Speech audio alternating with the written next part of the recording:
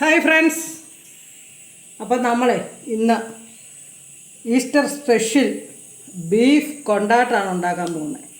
അപ്പോൾ ആദ്യം നമ്മൾ ബീഫ് ഒന്ന് വേവിച്ചെടുക്കണം. ബീഫ് വേവിച്ചെടുത്തതിന് ശേഷമാണ് കൊണ്ടാട്ടാക്കുന്നത്. അപ്പോൾ നമുക്ക് ഈ ബീഫ് ഈ രീതിയിൽ സ്ലൈസ് ചെയ്ത് ഇവിടെ നമ്മൾ ആദ്യം ഒരു ബീഫിനെ ഒന്ന് മാറിനേറ്റ് ചെയ്ത് വെക്കണം. അപ്പോൾ ഒരുപാട് വേണ്ട, കാര്യം രണ്ടാമതുകൊണ്ട് വീണ്ടും ഒന്നുകൂടെ എല്ലാം പുരട്ടിയാണ് വറക്കുന്നത്. അപ്പോൾ ഒരു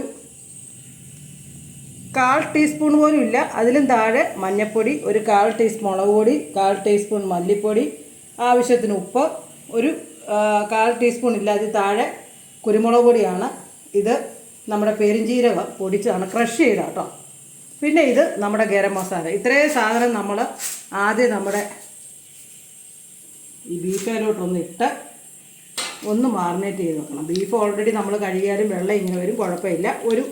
ഏകദേശം 1 മണിക്കൂർ മാറിനേറ്റ് ചെയ്ത് വെക്കണം. വെച്ചതിന് ശേഷം ഇതൊന്ന് വേവിച്ചെടുത്തിട്ടാണ് നമ്മൾ പിന്നെ അടുത്ത പരിപാടിയിലോട്ട് കിടക്കുന്നത്. അപ്പോൾ നമുക്കിത് ശരിക്കൊന്ന് ഇങ്ങനെ തിരുമ്മി പിടിപ്പിച്ചിട്ട് ഒരു മണിക്കൂർ വെക്കുക. മിനിമം 3/4 മണിക്കൂർ വെക്കണം കേട്ടോ. ഇതെല്ലാം പിടിച്ച് നന്നായിട്ട് വരും. അപ്പോൾ ഇങ്ങനെ സ്ലൈസ് ചെയ്ത് വെക്കാം കണ്ടോ.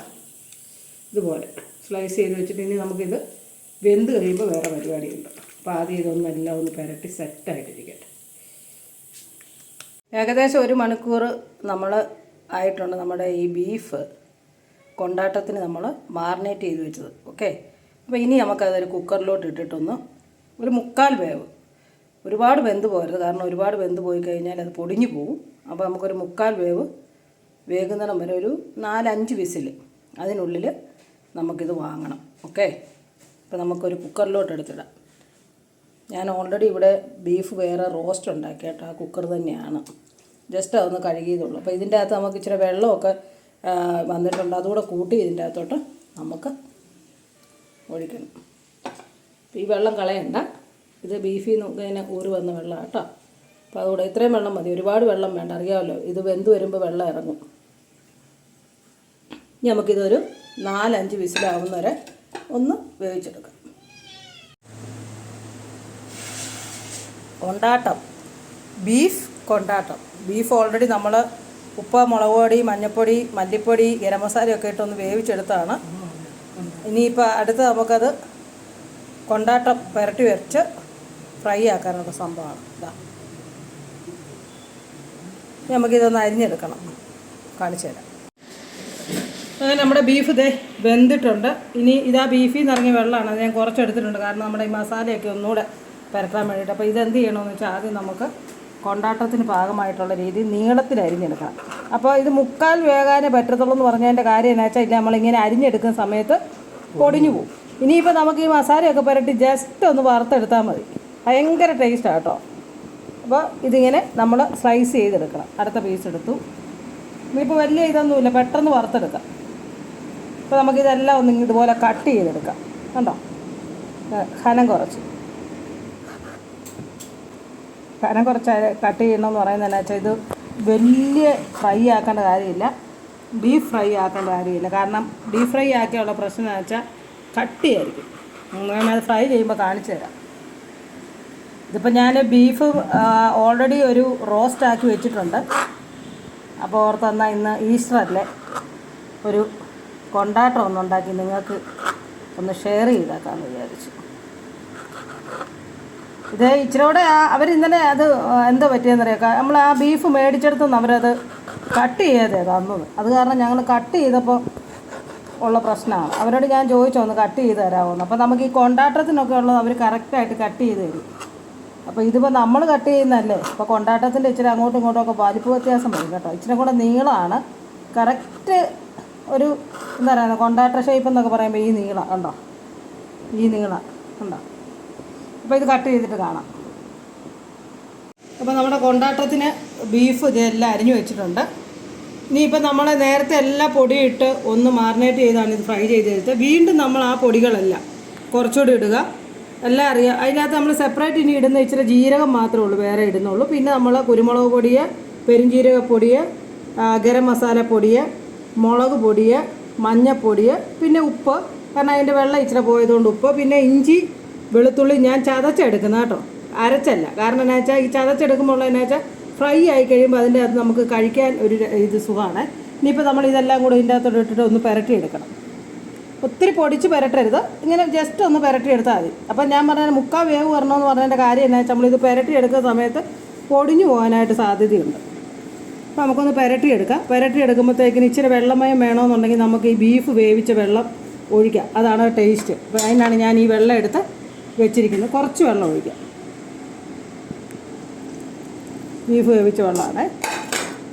എന്നിട്ട് നമുക്കൊന്ന് ഇതൊന്ന് ജസ്റ്റ് പുരട്ടി, ഇനി പുരട്ടി മാറിനേറ്റ് ചെയ്യാനൊന്നും വെക്കണ്ട. ഇനി പുരട്ടി ഡയറക്റ്റ് നമുക്ക് വറുത്തെടുക്കാം. നല്ല വെളിച്ചെണ്ണക്കകത്തോട്ട് അങ്ങോട്ട് വറുത്തെടുക്കാം.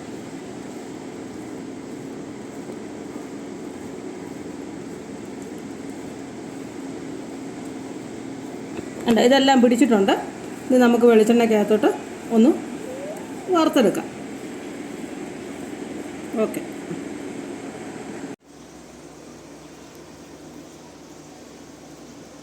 ഇത് കുറച്ച് എണ്ണ ഒഴിക്കണം കേട്ടോ, മുങ്ങി വറക്കേണ്ടതുകൊണ്ട്.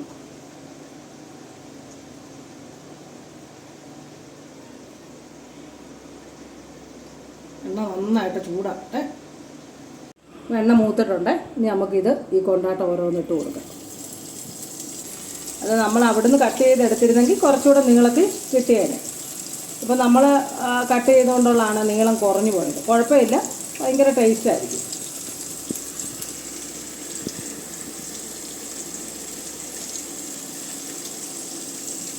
ഇതിപ്പോൾ നമ്മൾ ഹോട്ടലിൽ നിന്നൊക്കെ മേടിക്കുകയാണെങ്കിൽ ഒരു പ്ലേറ്റിന് എങ്ങനെ പോയാലും ഒരു 300 രൂപ ഏകദേശം 300 കൊടുക്കണം, 300 കൂടുതൽ കൊടുക്കണം. അത് തന്നെയല്ല, അതിൻ്റെ അകത്ത് നമുക്ക് കറക്റ്റായിട്ട് എന്തൊക്കെയാണെന്നുള്ള അറിയാനും പറ്റത്തില്ല. ഇതാകുമ്പോൾ നമുക്ക് നമ്മുടെ വീട്ടിൽ വല്ലപ്പോഴും, എന്നുമല്ല, വല്ലപ്പോഴും ഒന്നും ചേർക്കുക. ഇതെല്ലാം നാച്ചുറൽ ഇൻഗ്രീഡിയൻസ് ആണ്.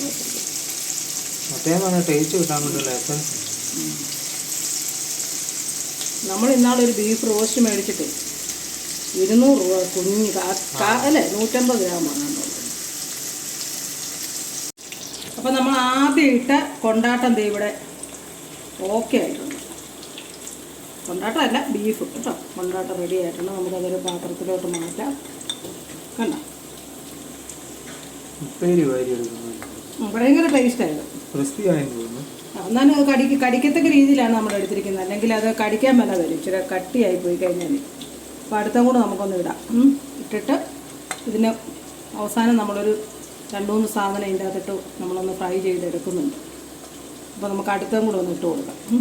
ഇതിനകത്ത് കിടക്കുന്ന പൊടിയും കൂടെ നമ്മളിങ്ങനെ എടുക്കാം.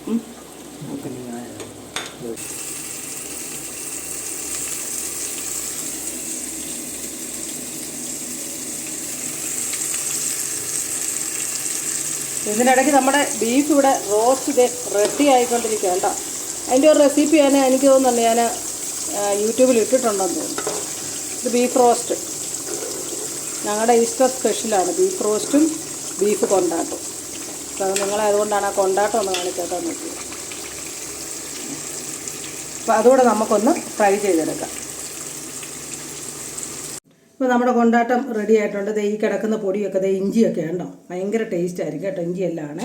ഇനി നമുക്ക് ഇതിൻ്റെ അകത്തോട്ട് ആ എണ്ണയിലോട്ട് തന്നെ നമുക്ക് ഒരു 2 പച്ചമുളകും ഒരു ചെറിയൊരു കഷ്ണം തേങ്ങയും കൊത്തും കരിവേപ്പിലയും കൂടെ ഒന്ന് വറുത്ത് പോരാം. അതിന് ഇപ്പോൾ ഇതൊന്നും ചേർക്കണ്ട കേട്ടോ, ഒന്നും ചേർക്കണ്ട. അത് ജസ്റ്റ് ഒന്നൊരു ഫ്രൈ ആക്കി നമുക്ക് എടുക്കാം. ഒന്ന് ഫ്രൈ ആയിക്കോട്ടെ. എന്നിട്ട് നമുക്ക് ഇതിൻ്റെ ഈ കൊണ്ടാട്ടത്തിൻ്റെ പൊക്കത്തോട്ട് ഇട്ട് കൊടുക്കാം. എന്നിട്ട് നമുക്ക് സെർവ് ചെയ്യാം. അങ്ങനെ നമ്മുടെ ബീഫ് കൊണ്ടാട്ടം ഇവിടെ റെഡി ആയിട്ടുണ്ട്. ഭയങ്കര ടേസ്റ്റിയാണ്. എല്ലാവരും ഉണ്ടാക്കി നോക്കണം. പിന്നെ ഇതിൻ്റെ അത് വേണമെന്നുണ്ടെങ്കിൽ നമുക്ക് ക്രഷ്ഡ് ചില്ലി ആഡ് ചെയ്യാം. ഞാനത് ആഡ് ചെയ്തില്ല, കാരണം എൻ്റെ കയ്യിൽ ഇല്ലായിരുന്നു സാധനം.